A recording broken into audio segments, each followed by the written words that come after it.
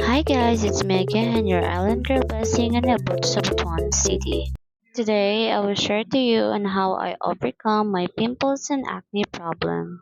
So this is my current skin condition. As you can see, dili na kaayo visible ang pimple mark. But way back October of 2025, this is the worst pimples and acne I've ever had.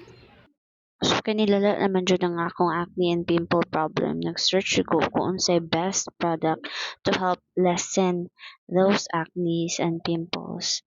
And so, naabot ko sa video ni Casey Cortez and found this Perry soap, turmeric soap. Then I found out nga ang turmeric soap, it helps the pimples and acne tungod na siya antibacterial ug anti-inflammatory properties. 2 days of using the turmeric soap and naanay ko siya improvement. Naana ko sa akong fourth day sa paggamit sa turmeric soap and I must say dako na gyud siya improvement. Like na lessen na gyud ang mga pimple marks and acne and dark spots.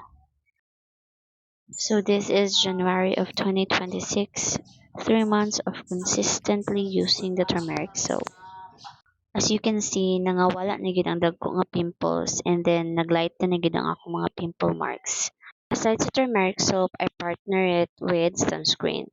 Dako gyud help sa ako ang turmeric soap kay grabe gyud nawala akong pimples and then akong pimple marks, akong acne only mo to nga pag monthly period na which is normal sa mga babae. So inaana gyud ang effect sa turmeric soap sa ako. See? So para sa ako, consistency is the key and then pag makita na nimo ang product nga yang sa imo ha, keep using it. Up until now, I'm still using the turmeric soap for my body and face, and then my favorite sunscreen, the original.